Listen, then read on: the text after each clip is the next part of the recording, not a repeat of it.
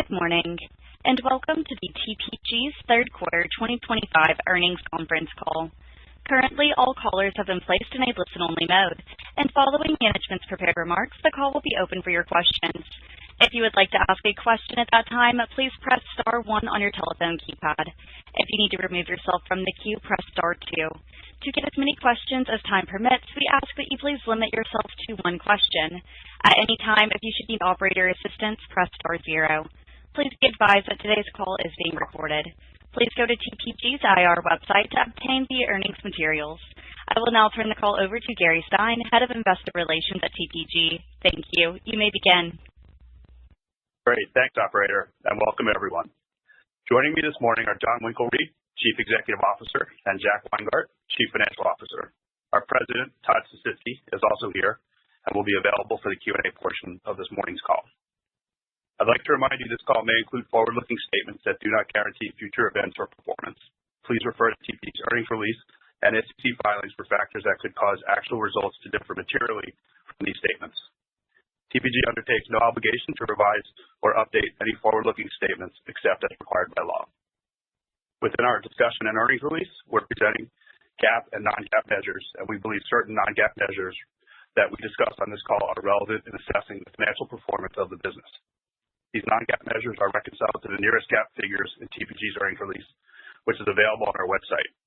Please note that nothing on this call constitutes an offer to sell or a solicitation of an offer to purchase an interest in any TPG fund. Looking briefly at our results for the third quarter, we reported GAAP net income attributable to TPG Inc of $67 million and after-tax distributable earnings of $214 million, or 53 cents per share of Class A common stock. We declared a dividend of 45 cents per share of Class A common stock, which will be paid on December 1st, 2025, to holders of record as of November 14th, 2025. I'll now turn the call over to Jon. Good morning, everyone. Thank you for joining us today. TPG delivered strong results in the third quarter. Our total AUM grew 20%, and quarterly fee-related earnings grew 18% year over year. The flywheels across our business continue to accelerate, led by robust capital formation across all asset classes and a record quarter for deployment. I'll spend a moment on each of these important areas. This was an outstanding fundraising quarter. We raised a near record $18 billion of capital, up 60% from the second quarter and 75% year over year. This was driven by a successful first close in our flagship private equity funds and strong credit fundraising, where we continue to experience a step function increase in capital formation. We've made substantial progress against our previous guidance of raising significantly more capital in 2025 compared to 2024. Year to date, we've raised over $35 billion of capital, which already exceeds our full year 2024 fundraising. In private equity, we raised $12.3 billion in aggregate across our strategies. This was primarily driven by $10.1 billion raised in the first close for our flagship buyout funds, TPG Capital 10 and Healthcare Partners 3, including commitments that are signed but not yet closed. We received strong support from our existing clients who increased their commitments by 12% on average over the prior vintage. These results reinforce our confidence that TPG is positively differentiated within the private equity market, where fundraising has been perceived as challenging in the current environment. Our clients continue to lean in and look for more ways to partner with us in private equity, given our distinct and highly disciplined approach and consistently strong performance. As a result, we believe we are outperforming in private equity fundraising relative to the broader market and gaining share. In credit, after reaching an inflection point last quarter, we maintained our strong fundraising pace and closed $4.8 billion of credit capital in the third quarter. In middle market direct lending, we announced the closing of a $3 billion continuation vehicle, which we believe is the largest ever private credit CV. This unique transaction enabled us to extend the duration of our capital base for a portfolio of high-performing senior loans in collaboration with several strategic partners. In structured credit, we raised $1.4 billion across the strategy and launched our new liquid securities-focused open-ended fund. And in credit solutions, we continued fundraising for our third flagship fund, bringing the total capital raised to date to $4.3 billion. We expect to hold a final close in the fourth quarter and for the fund to be meaningfully larger than its predecessor. Year to date, we've raised nearly $12 billion of credit capital in what has been a breakout year for our franchise. As a result of our fundraising momentum, we ended the quarter with record credit dry powder of over $16 billion. Credit AUM not earning fees stood at nearly $11 billion, which represents over $100 million of annual revenue opportunity that we expect to flow into management fees over time. In real estate, we held a final close for our inaugural real estate credit strategy, bringing total commitments across the main fund and related vehicles to $2.1 billion, which exceeds our initial $1.5 billion target by more than 35%. We raised approximately $1 billion of capital in the final close, driven by the strength of TRECO's initial portfolio. TRECO adds to our long track record of expanding into adjacent strategies through organic innovation.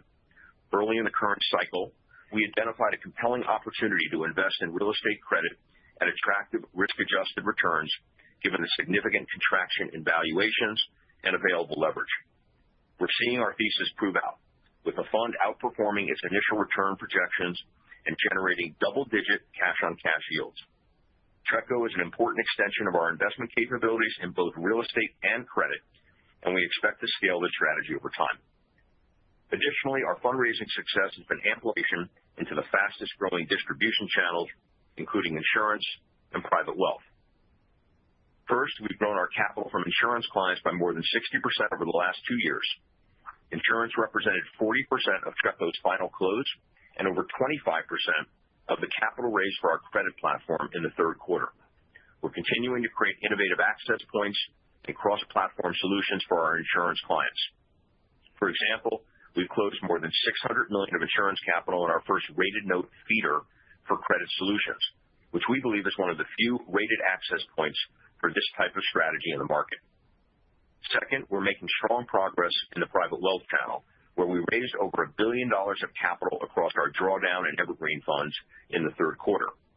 TPOP, our perpetually offered private equity product, continues to gain momentum with approximately $900 million of inflows since its launch 5 months ago, including $250 million in October. This accelerated pace was supported by the launch of TPOP on a leading international private bank platform in September. We're experiencing strong traction in Europe and Asia, and plan to launch on several additional domestic and international platforms over the next few quarters. Private wealth is an important growth driver for us, and we remain focused on further expanding access to our products across geographies and investor types, which Jack will touch on further. Moving on to deployment. As discussed on our last call, we expected our investment pace to accelerate into the back half of the year.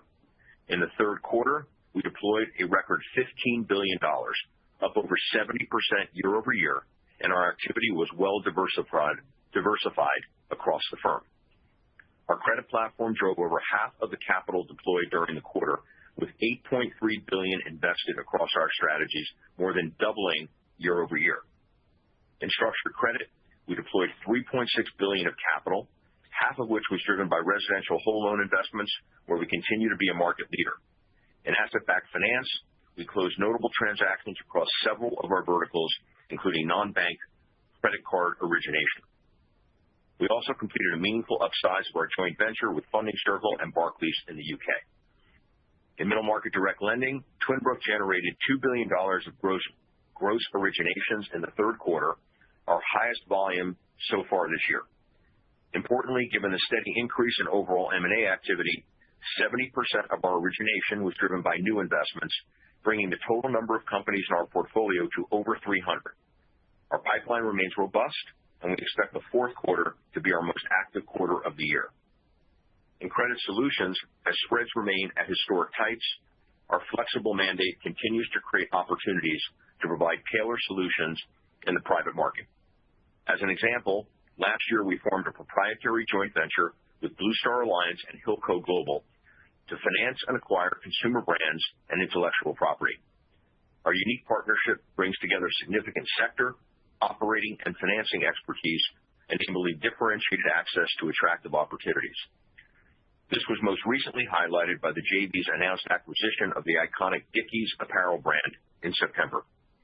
Despite some recent concerns in the broader credit markets, including certain allegations of fraudulent activity, our portfolios continue to perform well. We've maintained a disciplined and highly selective approach to credit underwriting with a focus on fundamentals and risk management. As a result, our annualized loss ratio since inception has remained stable at only 2 basis points for Twin Brook, 3 basis points for our private asset-backed credit business, and less than 40 basis points for credit solutions. We continue to uphold these same rigorous standards as we evaluate new investment opportunities, and Jack will share more details in his remarks. Across our private equity strategies, we maintained a healthy pace of deployment with $4.6 billion of capital invested in the third quarter, up nearly 40% year over year. In TPG Capital, we announced the carve-out of Prophecy, GE Vernova's manufacturing software business. This transaction is a culmination of the relationship we've built with GE Vernova over 7 years across both our capital and climate strategies. Prophecy aligns well with our expertise in corporate carve-outs and structured partnerships, which comprise 11 of the 16 most recent investments in TPG Capital. Additionally, just a few weeks ago, we announced the take-private of Hologic, a leading provider of diagnostic, imaging, and surgical products focused on women's health, for up to $18 billion. We're excited to partner with one of the premier scaled platforms in the women's health space, which has long been a thematic area of focus for us. In tech adjacencies, we closed minority investments into several leading large language model developers, expanding our exposure to Gen AI development and providing us with differentiated insights into this rapidly evolving area of the technology ecosystem. These investments follow the innovative debt financing that our credit solutions business recently anchored for XAI. We continue to evaluate opportunities to capitalize on the robust growth in the space and to partner with leading AI companies across each of our asset classes. And in Rise Climate, yesterday we announced the acquisition of Kinetic, a leading international operator of zero-emission transport and infrastructure based in Australia. Kinetic aligns closely with our deep expertise in clean electrification and mobility and represents the second investment by our transition infrastructure strategy. In real estate, we had our most active deployment quarter so far this year, with $1.9 billion invested across TPG and TPG AG Real Estate. During the third quarter, TREP completed the acquisition of the former Broadcom office campus in Palo Alto's Stanford Research Park. This investment is consistent with TREP's continued focus on selectively investing in office markets where we see compelling green shoots emerging, such as the San Francisco Bay Area. We believe the Bay Area is reaching an inflection point in demand, driven by the growth in AI-focused tenants. In TPG AG Real Estate, we've maintained an active investment pace with nearly $2 billion deployed year to date across our dedicated regional funds. We're identifying and capitalizing on improving supply-demand dynamics in certain sectors, including senior housing and hospitality in the U.S., and office markets in Japan, Korea, and London, which have low vacancy rates and attractive rental growth. Before I wrap up, I want to share what I'm hearing from my conversations with our clients across the world and how it's shaping our business and the opportunities in front of us. In private equity, institutional clients continue to face liquidity constraints and are consolidating their relationships among fewer GPs. Against this backdrop, we believe TPG is gaining share due to the consistently strong returns we've delivered. This has been driven by our focus on investing in deeply thematic areas and partnering with our portfolio companies to drive growth. Over the past decade, across our TPG Capital and TPG Growth funds, more than 80% of our value creation has come from earnings growth, compared to less than half for the S&P 500, where over 40% of the value was driven by multiple expansion. This differentiation is resonating with our clients and driving continued fund-over-fund growth across our private equity strategies. Additionally, we continue to see increasing allocations into private credit. Investors are diversifying their exposure into areas such as structured credit, lower middle market direct lending, and middle of the capital structure opportunities, where we've built scaled investment strategies. Our clients are expanding their relationships with us across our credit platform, including through multi-fund partnerships and seeding new strategies. As a result, our credit AUM has grown 23% year over year and it continues to be one of the fastest growing areas within our firm. And finally, in real estate, we are well positioned to play offense with over $12 billion of combined dry powder and continued positive value creation across our portfolios. Over the past 2 years, we've capitalized on the substantial market dislocation to acquire high-quality assets that are not typically available for sale. We believe the real estate market has stabilized and transaction activity is accelerating. Our clients are expressing a growing interest in real estate, as demonstrated by the success of TRECO's recent fundraise. Given the strength of our distinctive portfolios, we remain confident as we prepare to launch fundraising campaigns for several of our real estate strategies in the coming quarters. We made significant progress against our strategic priorities for 2025, and I'm pleased with the strength of our business across all key metrics. Our increased scale and diversification positions us well to deliver accelerated growth and generate long-term value for our shareholders. I'll now turn the call over to Jack to discuss our financial results. Thanks, John, and thank you all for joining us today. As you can see from our strong third quarter results, we've been successfully executing on our growth strategy. On our last call, I discussed several key building blocks we've been putting in place to drive our next leg of growth. These include scaling our credit platform, launching our next series of private equity and real estate funds, and building on new products and businesses. Our Q3 results demonstrate that we're tracking well against these objectives. Our capital formation and credit is on pace for a record year in 2025, and credit deployment through the third quarter of nearly $17 billion already exceeds our full year 2024 total. Fundraising for TPG Capital 10 and Healthcare Partners 3 is off to a great start, and with more than $10 billion raised in the first close. And we continue to expand through organic innovation. As John mentioned, we raised $2.1 billion of capital for TRECO, our opportunistic real estate credit fund, including related vehicles, and approximately $900 million to date for TPOP, our new perpetual private equity product, which I'll expand on later. Additionally, earlier this year, we launched fundraising for our second GP-led secondaries fund, which is tracking to be significantly larger than its predecessor.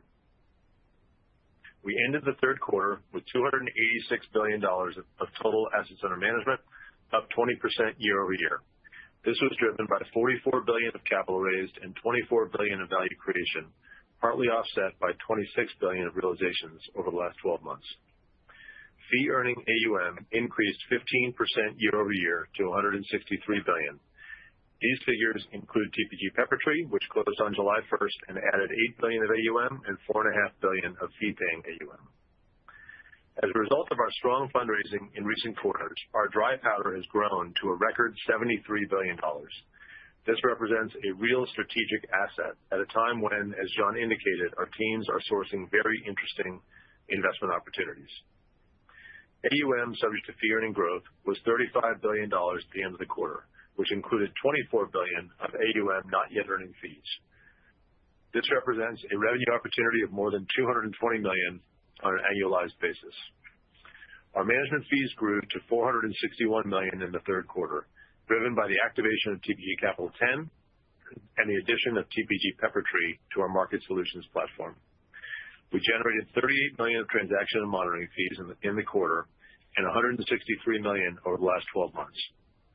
We continue to invest in building our capital markets franchise.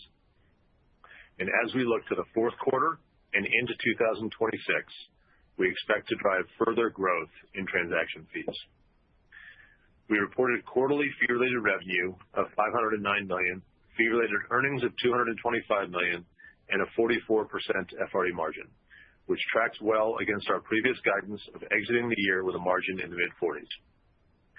Our distributable earnings for the third quarter were $230 million, which included $30 million of realized performance allocations, driven by our full exit from Sai Life Sciences, which has traded up nearly 70% since its IPO in the India Stock Exchange last December, and the full sale of Samwa, a leading cosmetics packaging company in Korea.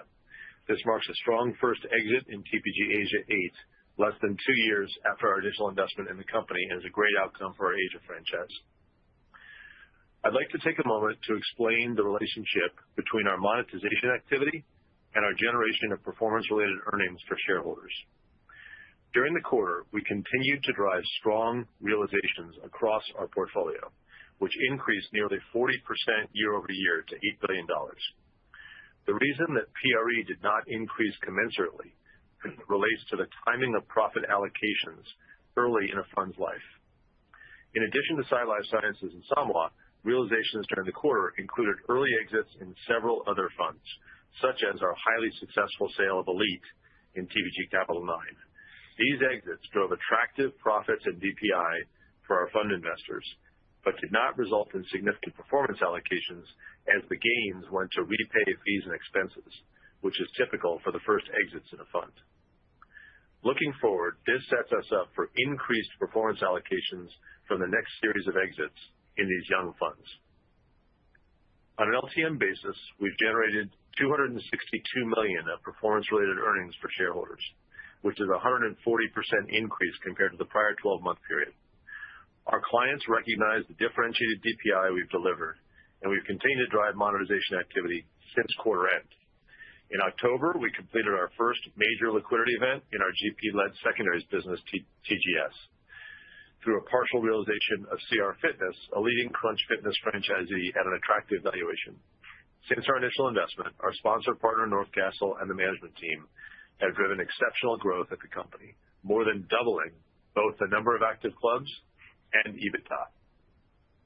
And just last night, our Rise and Rise Climate portfolio company, Beta Technologies, which has developed electric aircraft capable of vertical takeoff, successfully priced a $1 billion all-primary IPO. This IPO was very well received, allowing the company to upsize the offering and price above the filing range. Moving on to our balance sheet, we drew on our revolver during the quarter for several growth initiatives, including funding the cash consideration for Peppertree and seeding the portfolios for new businesses such as T-Pop. We issued $500 million of senior notes during the quarter and used the proceeds to pay down our revolver. As a result, our net interest expense increased to $23 million in the third quarter. As of September 30th, we had $1.7 billion of net debt and $1.8 billion of available liquidity, giving us ample flexibility to continue pursuing new growth initiatives. Given our increased diversification and strong financial profile, during the quarter we did receive an upgrade in our credit rating from Fitch to A-. The fundamentals across our portfolios remained strong, and we delivered positive value creation in each of our platforms for the third quarter and over the last 12 months. As John mentioned, recently there's been heightened focus in the market on credit quality due to a few high-profile defaults. Importantly, we have no exposure to those events, and the underlying health of our credit portfolios remains strong. In aggregate, our credit platform appreciated 3% in the third quarter and 12% over the last 12 months. In middle market direct lending, our portfolio comprises exclusively first lien loans with maintenance financial covenants, and we are a lead lender in nearly all of our transactions. We've built in significant downside protection and take an active approach to portfolio management. As a result, our portfolio of more than 300 companies continues to perform well. Non-accruals remain extremely limited at less than 2%, and our average interest coverage ratio has remained very stable at approximately 2 times. In structured credit, our asset-based credit fund's net IRR since inception remained above its target range at 13.5% at the end of the third quarter. In addition, our flagship structured credit fund, MVP, continued to outperform credit benchmarks and returned 3% in the third quarter. Recent stress in the structured credit market has been evident in the subprime auto space. Several years ago, we identified weakening fundamentals in auto finance, and our structured credit funds proactively rotated out of the sector. As a result, we currently have zero exposure. Looking at credit solutions, our funds generated net returns ranging from approximately 5 to 6% in the quarter, which far outpaced the U.S. leveraged loan and high-yield bond indices. In addition, our second essential housing fund generated a net return of nearly 4% during the quarter and more than 11% year to date. Turning to private equity, our portfolio in aggregate appreciated 3% in the quarter and 11% over the last 12 months. Overall, the companies within our capital, growth, and impact platforms continue to meaningfully outperform the broader market, with revenue and EBITDA growth of approximately 17% and 20% respectively over the last 12 months. TPG's real estate portfolio appreciated 3.5% in the quarter and nearly 16% over the last 12 months. We continue to see strong performance and value creation in our data center, residential, and industrial investments. TPG AG's real estate portfolio appreciated by 2% in the third quarter and 3.5% over the last 12 months. Our net accrued performance balance grew by nearly $200 million in the quarter to reach $1.2 billion, driven by our strong value creation in addition to $100 million of accrued carry acquired through Peppertree. Turning to fundraising, we raised more than $18 billion during the third quarter, including more than $12 billion in private equity and nearly $5 billion in credit. Year to date through the third quarter, we've raised more than $35 billion across our platforms, which already exceeds the $30 billion we raised in 2024. As John noted, private wealth is a strategic priority and an important growth driver for TPG. I'd like to share some additional detail on our progress in increasing our penetration within this channel. During the third quarter, we raised over $1 billion of capital in the wealth channel, and approximately half of these inflows came from our evergreen solutions, which continue to gain momentum as we widen our distribution partnerships globally. TCAP, our non-traded BDC, raised $235 million in the quarter and continues to grow, reaching over $4 billion of AUM at the end of September. TCAP is actively distributed by three of the largest U.S. wirehouses, and we recently launched on one of the largest independent broker-dealer platforms. Twin Brook's focus on the lower middle market, conservative lending standards, and high credit quality is continuing to differentiate TCAP relative to other credit options available to wealth clients. We're actively expanding TCAP's distribution network and expect inflows to continue to accelerate. TPOP, our perpetually offered private equity vehicle, has been very well received in the channel, exceeding our high expectations. TPOP has raised approximately $900 million in its first 5 months, and we're experiencing increasing momentum as we grow our distribution footprint and investment portfolio. From its activation date in June through September 30th, TPOP has delivered net returns of approximately 12%, and as of quarter end, provided exposure to 41 individual TPG portfolio companies. We're very focused on expanding our distribution for this strategy globally in 2026. Finally, we continue to expand our partnerships with global banks and wealth platforms, adding more than 20 new relationships in the third quarter. Additionally, we're actively structuring several innovative partnerships to extend our brand and increase the accessibility of our products for the wealth community, including in the RIA channel. We look forward to providing updates here in the coming quarters. Before I wrap up, I'd like to provide an update on our fundraising outlook.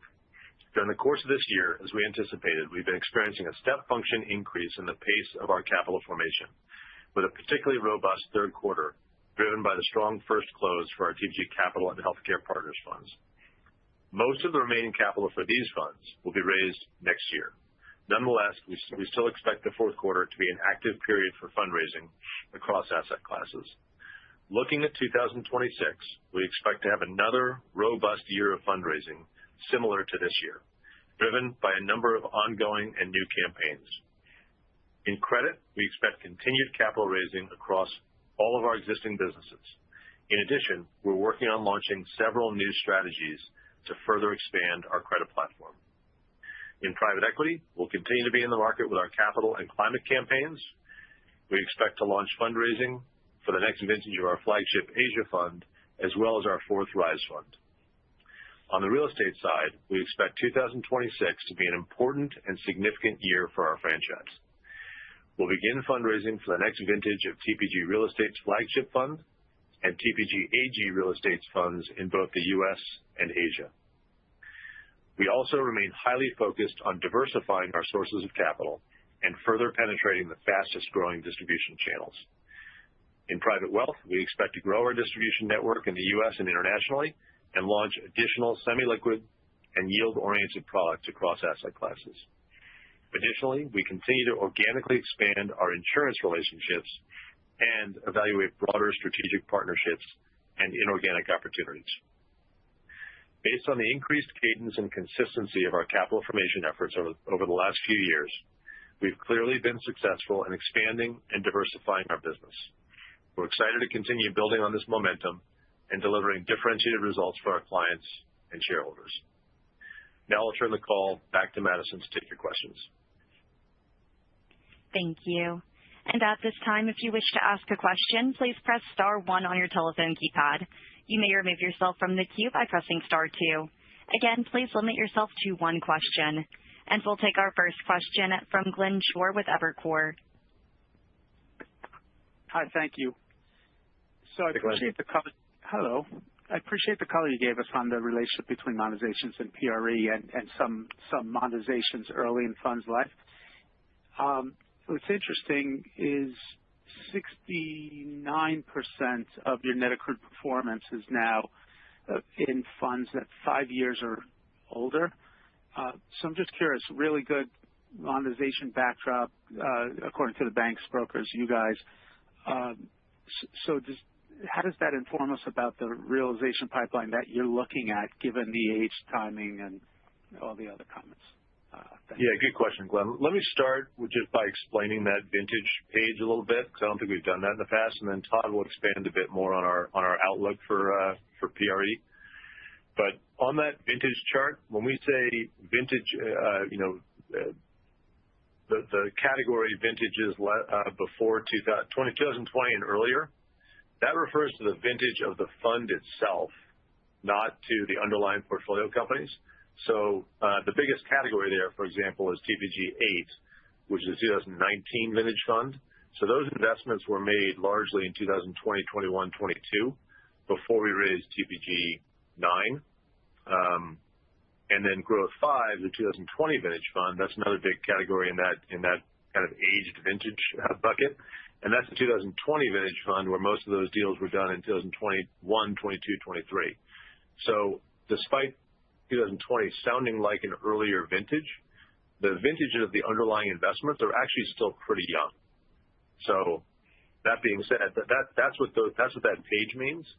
And Todd will expand more on our approach to monetizations. Yeah, I think just to echo what Jack said, these are a lot of newer deals. We are folks who drive growth in those investments. It takes sometimes a couple of years, but we feel like we're at the appropriate cycle in terms of the liquidity in those funds. And I'd say that, without repeating much of what Jack said, I do feel like DPI and liquidity has been a real differentiator for us. We approach it with a lot of intentionality. I think we bring the same level of focus and intensity to the investment decisions, which I think has been a differentiator for us, which is part of the reason we were net sellers in capital and growth in 2021, 22. We were net buyers in 23 when the market pulled back, and then net sellers in 24. As I look forward, I feel like we are constructive on the liquidity prospects and feel like we have, at present, we have a number of assets we're exploring liquidity around. John mentioned actually the majority of TPG Capital's investments in this last fund have been carve-outs and structured relationships. In many of those structured relationships, we actually know who the buyer of the business will be. In many of those cases, we have put-call relationships, which I think is another interesting feature and pretty unusual set of opportunities. The majority of the deals in capital over the last many years have been sold to strategics. The strategics, I think, are perking up and are active. We've also mentioned some IPO, recent IPO as in yesterday. We've had more than 13 IPOs in India in the past few years, so we're taking advantage of those market opportunities as well. But overall, we feel good about the momentum in the portfolio. We feel good about the dialogues we're having, and we're constructive on the liquidity environment. Glenn, my comments on the call were meant to basically indicate that we are still aggressive on the monetization front. The timing issue I described is how that flows through to PRE. If the sales were made in more mature funds that already had exits pay down the fees and expenses, which is the normal way a waterfall works, the PRE during the quarter would have been probably twice the $30 million. Right. And so now, essentially, we've cleared the decks. The next exits out of those funds should flow through to PRE. Very helpful color. Thanks. Thank you. And our next question comes from Craig Siegenthaler with Bank of America. Good morning, John, Jack. Hope everyone's doing well. We also have a question on realizations, but aggregate realizations, not PRE. For the first time since you IPO'd almost 4 years ago, it is once again raining IPO and M&A announcements. If this continues, can you help us frame the level of realization potential out of your P and growth capital businesses over the next year? And the reason I'm asking TPG this is the last time we had this backdrop in 2021, TPG was arguably the most active in the industry at monetizing. And it sounds like your commentary today is constructive, but maybe not super bullish. Well, maybe I'll start on that, Craig. It's Jack. The way I think about that, as you know, we don't forecast realizations and PRE for a good reason. Like we're going to sell companies when it's the right time to sell companies, and we have all the complicated waterfall mechanics that I just talked about. That being said, the way I think about it from the top down is our accrued but unrealized PRE balance or performance allocation balance is now up to $1.2 billion. Right? We acquired some accrued PRE from Peppertree. That was half of that increase. The other half was so we're seeing that balance start to grow again. And as you and I have talked about, one way to frame it is through a cycle, you would expect that we would monetize that balance over, call it a 3 or 4 year time period. And the more attractive the market gets, the more we'll tend to lean into that. But the most important question is, what are the underlying companies? Have we achieved our value creation plan? And is it the right thing to do for our funds and our investors to sell that business? And that will be our framework for thinking about each exit through the course of the year next year. Hey, Craig, it's John. I think your interpretation of it is slightly off. I think that, when we were talking about this, I think what we were trying to communicate is this intentionality around what we do and how we do it. And when you look at how we built our portfolios across Capital 8, Capital 9, and now into Capital 10, again, this, Todd just mentioned this, the dynamics of these strategic partnerships that we have in a number of cases, actually having strategics work alongside of us to know essentially because they want an opportunity to acquire an asset. I think that what we've done is try to set up our portfolios in a way where we have multiple pathways in terms of exit opportunities. You look at the size of our companies, the size of our businesses. One of the things that we focus on, obviously, is creating value, which I mentioned in my comments in terms of revenue growth, EBITDA growth, and also trying to be intentional about where in the life cycle of that value creation we actually start to think about selling or monetizing assets, so that there's more in the tank as we think about who's ultimately going to buy the asset. And I think that if you look at our portfolios, I think we're actually overlaying that, by the way, is sort of a perspective on where valuations are. You made the point about 21, 22. We leaned in, obviously, we sold our entire software portfolio back then because of the way we perceive valuations in the market. That turned out to be a very good decision. I would say that the intent, what we're meaning to communicate is that we're as focused on how we think about making decisions around the buy in our portfolio as we are on the sell. And I would say that you should expect us to be active as it relates to how we think about monetizing our portfolios. And so I just wanted to clarify, because I think your interpretation is a little bit off. Just the last thing I would add, and both John and Jack have referenced it. One of the reasons I think we're constructive on the exits is just the strength of the portfolio performance. We have a portfolio on an LTM basis across private equity that's growing EBITDA at 20% plus, and none of the platforms on an LTM basis are below 15%. They're all really performing well, and that is, of course, we're dealing with these strategic exits, but also IPOs. That's the best leading indicator.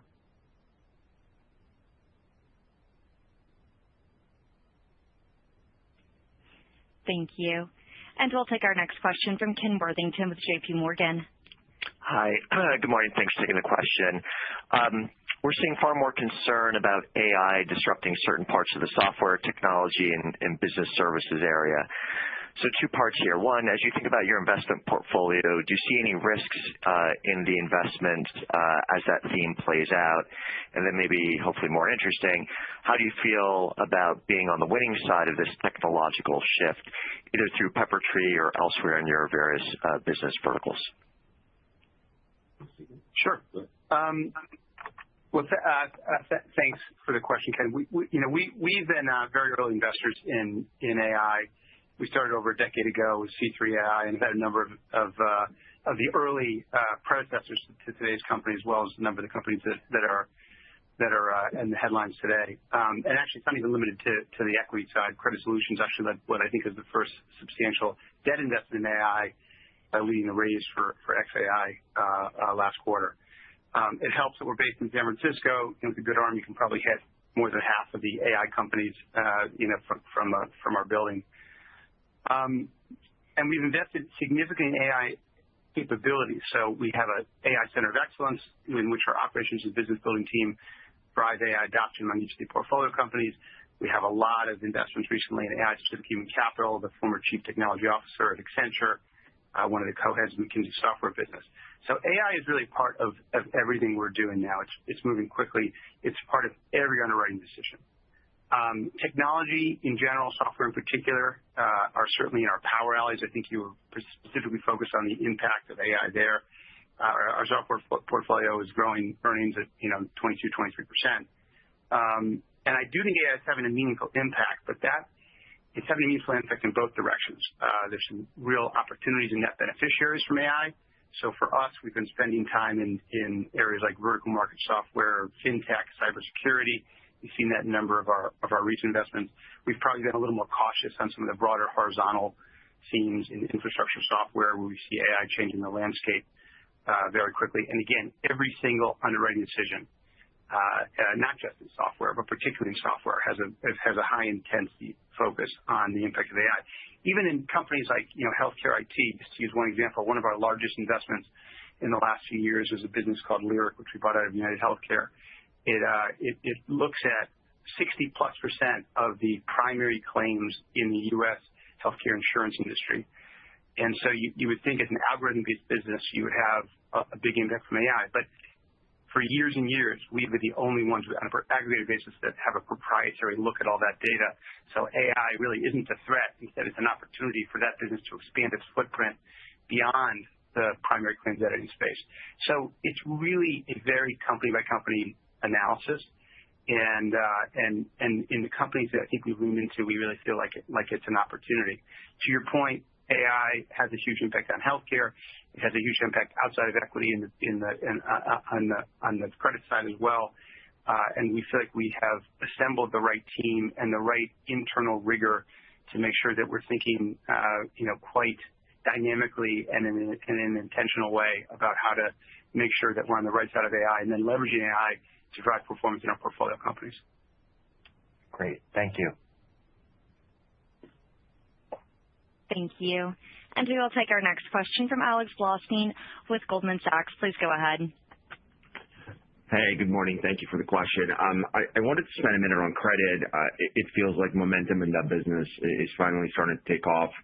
We saw it with fundraising for the last couple of quarters, but it looks like deployment is also starting to catch up. So maybe spend a minute on how you see the growth evolving from here, where the incremental benefits on fundraising are coming from. And I think one of the items you highlighted also launching new products when it comes to credit into 2026. And I was hoping you could expand on that as well. Thanks. Yeah, sure. Thanks, Alex. Sean. Look, I think, as we said in our comments, this has been, the underlying thesis of when we acquired the Angelo Gordon business was that it was a platform that had a multi-strategy approach in terms of,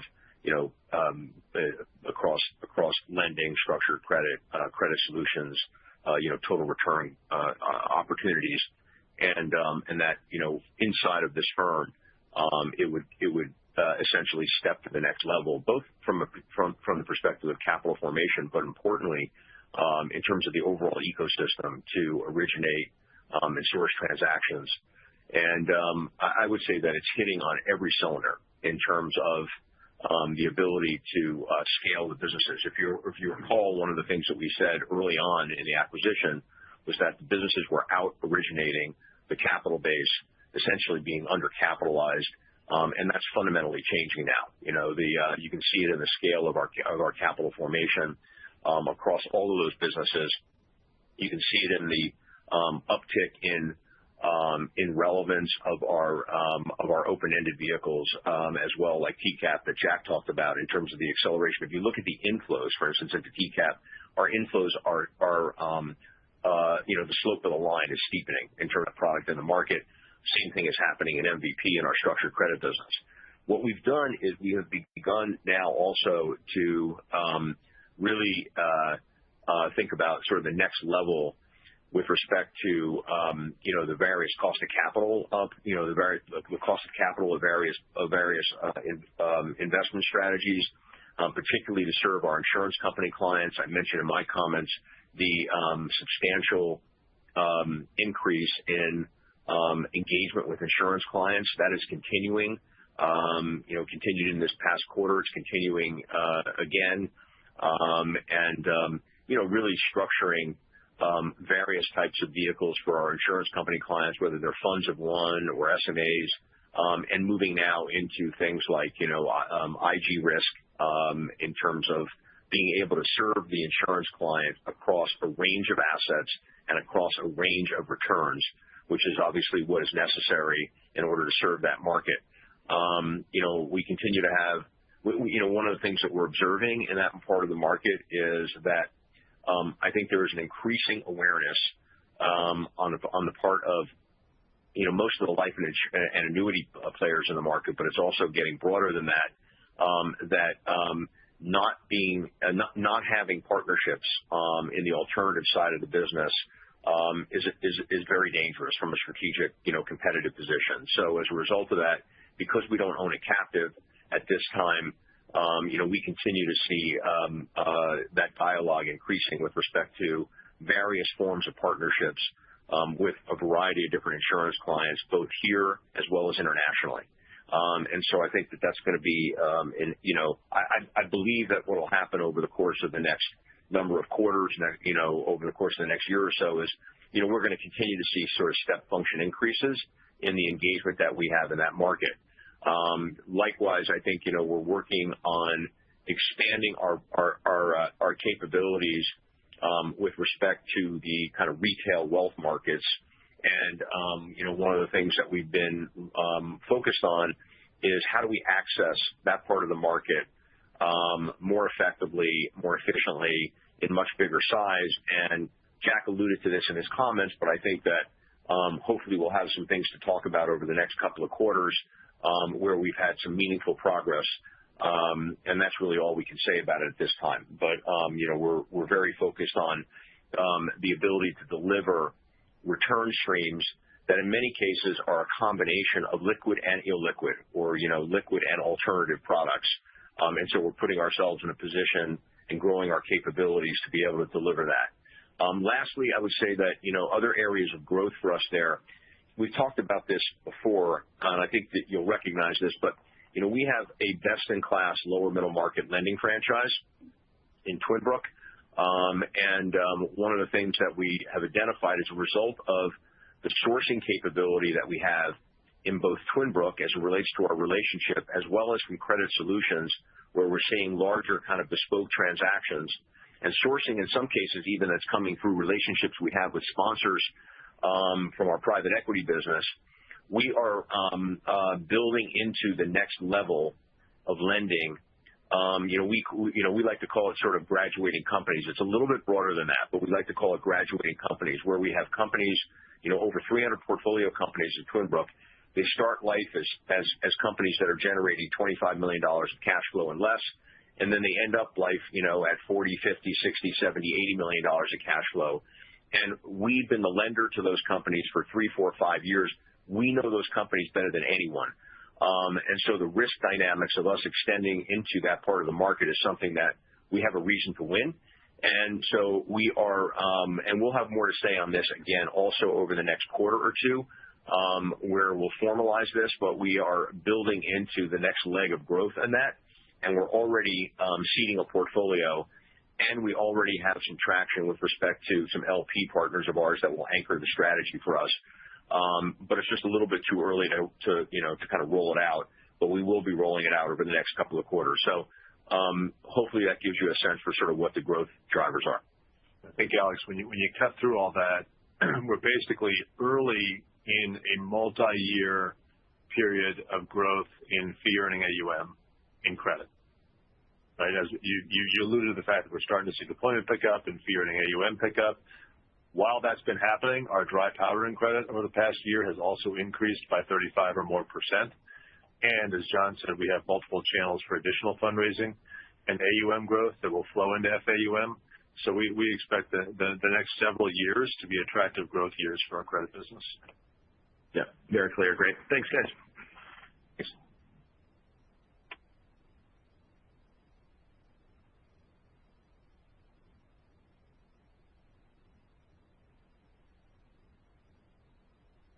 Operator?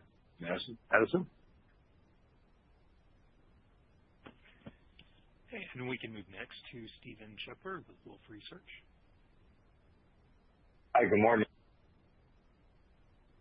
Morning.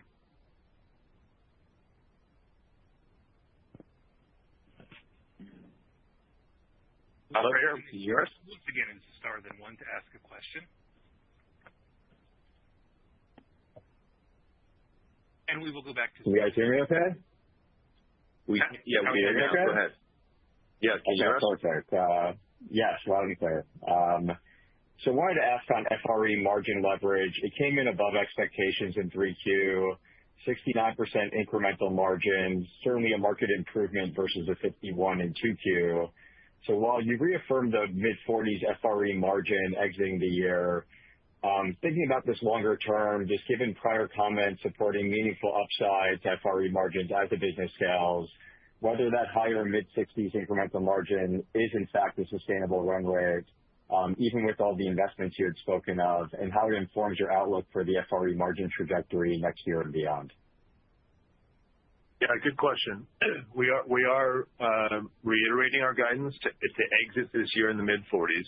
As I've said, all along, that is not an endpoint for us. I think you're exactly right to be looking at the incremental margins in connection with growth in FRR, and we do see that to be well above the mid-40s. How far above will depend, because we are investing in building what we want to grow in the next 5 or 10 years as a business. We're investing in things like building out our private wealth distribution business and many other areas, and we're gonna continue to invest in our business. That being said, I would expect continued FRE margin expansion in the next couple of years. We have not yet given guidance on when we might get to, for example, 50%, but 45 is a step along the way. Understood. Thanks so much for taking my question. And we will move next to Brian Bedell with Deutsche Bank. Great. Thanks. Good morning. Thanks for taking my question.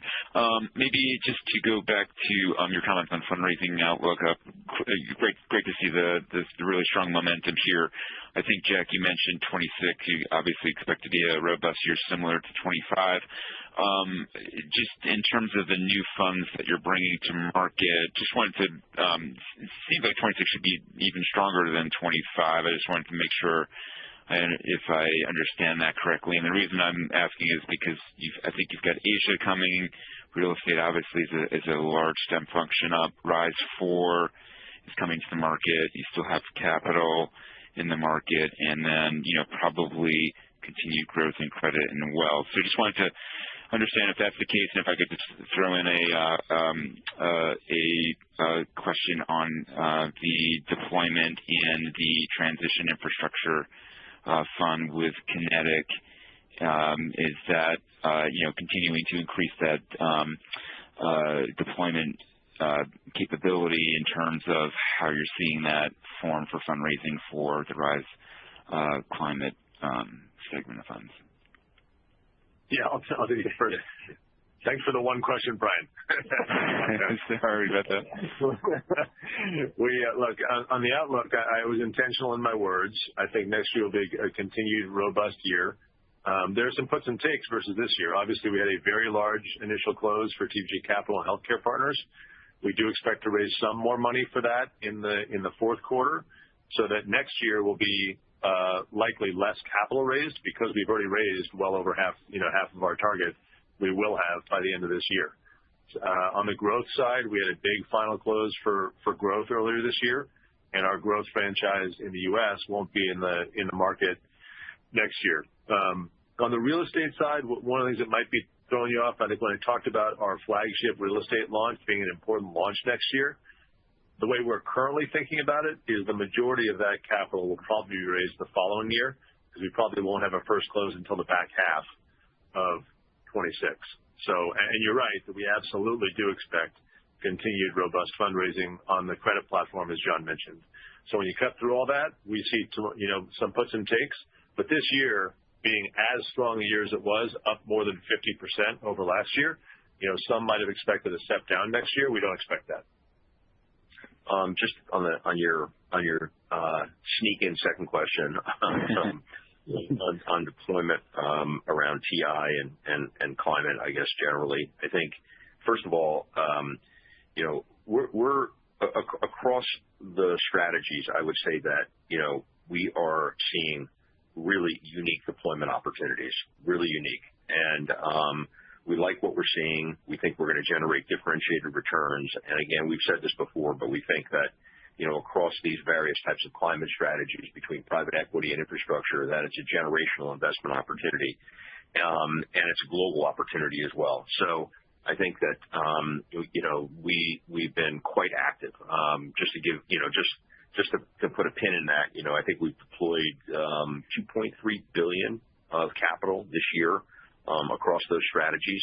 And obviously, Kinetic being the most recent on the TI side, that was our second investment in TI. And so, that continues to be a portfolio that we're building, and we're fundraising alongside of it, contemporaneous with that. I think when you look at the trends going on around in the world in terms of the demand for power on a global basis, electrification, co-location opportunity, storage, et cetera, we're seeing really interesting opportunities. And again, we're seeing it on a global scale. So, we're very enthusiastic about what that ultimately will look like, and it's a very active strategy. That's great color. Thank you so much. And we will take our next question from Michael Cyprys from Morgan Stanley. Hey, good morning. Thanks for taking the question. I wanted to ask about M&A. You guys have done a number of inorganic transactions already over the last couple of years. I'm just curious, as you look at the platform today, what's left to fill in to accelerate one's scale or presence? Where might inorganic activity be helpful? And just curious what you're seeing on that front, and how do the recent transactions inform your approach as you look forward? Yeah, sure. Thanks, Michael.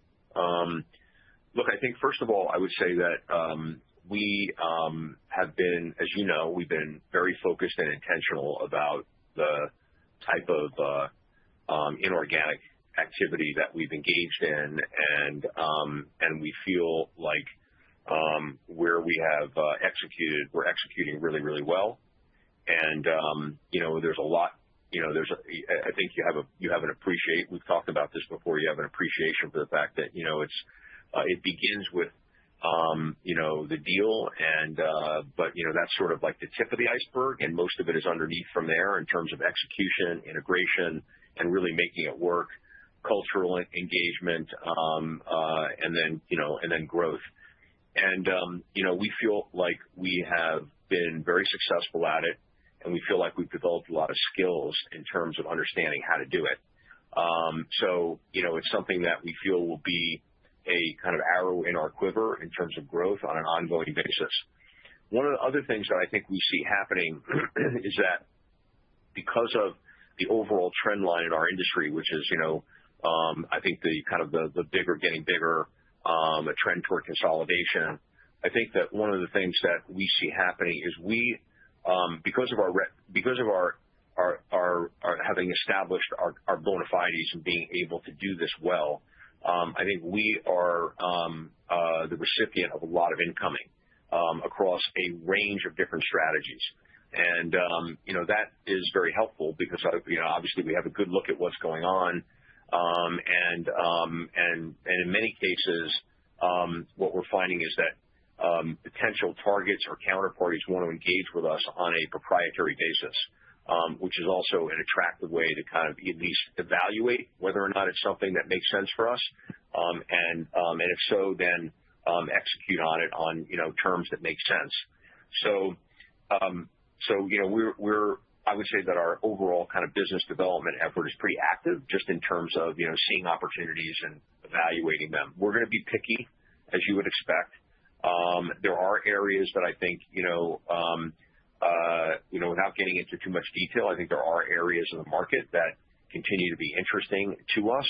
Obviously, and there's not only product strategies, but also geographies as well. I think that, we're continuing to focus on how to continue to broaden our footprint in Europe, as an example. And there may be sort of opportunities there that develop for us. Nothing to do right now today, but I mean, that's just an area that interests us because we are a global firm. We could find opportunities that I would describe as kind of tuck-ins or fill-ins in our credit strategy that might be interesting to us. There are areas potentially related to the build and infrastructure that might be interesting to us because obviously we have two pieces to that now, TI and then also Peppertree. And I think we want to continue to think about how does that part of the market expand for us. There's a lot of interesting developments going on in the market as it relates to secondaries in our market. As the primary markets across all the asset classes grow, I think the secondary flows are going to become more and more important to the market. So that's another really interesting area. Great. Thanks so much. And we will take our next question from Bill Katz with TD Cowen. Great. Thank you very much for taking the question. Appreciate all the guidance and discussion so far. Maybe just two areas of growth seem to still be in the wealth and the capital markets areas. I'm wondering if you can maybe update us on maybe where you see the incremental spend, and then on the wealth side in particular, just sort of curious, you mentioned a number of times new products, new geographies, maybe unpack that a little bit in terms of where you see the greatest opportunity in the near term. Thank you. Well, Jack, why don't you start with wealth? Sure. Hey, Bill, thanks for the question. Look, wealth is a multi-year build for us. Right? The starting point was launching TPOP alongside our existing products, the existing evergreen products, MVP and TCAP, and getting kind of the flagship private equity product in the wealth channel on the evergreen side launched effectively. And that, as I mentioned, is off to a great start with lots of room to grow from here. $900 million is the latest AUM number we've announced there, and we see substantial continued growth through the rest of this year and next year. Part of that growth, all of that so far has been almost entirely on three platforms. In the platforms in which we're selling TPOP, we are one of the most attractive or high volume private equity evergreen products, if not the most active. So it's extremely well received, but we're very early in the expansion across additional distribution partners. So through the course of next year, you'll see that. You'll see us expanding partnerships to broaden out and globalize effectively the placement of TPOP. Along with that, there are several additional products that we feel like we're well suited to bring to market. The first would probably be a multi-strategy credit interval fund. We've talked about how well received TCAP is as a direct lending BDC. The other businesses, as we've talked about, that we have in credit through Angelo Gordon are also distinctive businesses in structured credit solutions, et cetera. So having a credit interval fund that, much like TPOP, feeds on all of our private equity deal flow, that benefits from all of the deal flow across our credit platform, we're seeing strong demand for that in mid-stage discussions with potential channel partners who want to see that product. And then the next tentpole would be in real estate. We have no non-traded REIT at this point. We have an excellent real estate business that's diversified across lots of different components. So we're in active discussions with channel partners who would like to see a real estate product from us. So that's kind of a near-term roadmap with more to come. I think on capital markets, I think that, you should expect that our capital markets business will continue to grow. Obviously, it's a transactional business, so the general flow of opportunities is correlated. Capital markets will be correlated to that. But one of the things that has happened over the course of, and I'm sure you've seen it in the trajectory of our revenues over the course of the last several years, is that as we have been embedding our capital markets capabilities into each of our platforms and each of our product areas, we're involved in as a capital provider, as a capital arranger across almost all of our businesses now. And with the addition of our credit franchise, it's taken sort of a next step with respect to our ability to use the broker-dealer and use our capital markets capabilities to distribute and to source. So I think that our outlook for that is that as the firm grows, it'll continue to grow. Thank you. This concludes the Q&A portion of today's call. I would now like to turn the call back over to Gary Stein for closing remarks. Great. Thanks, operator. Thank you all for joining us today. If you have any additional questions, please feel free to follow up directly with the IR team. This concludes today's TPG's third quarter 2025 earnings call and webcast. You may disconnect your line at this time and have a wonderful day.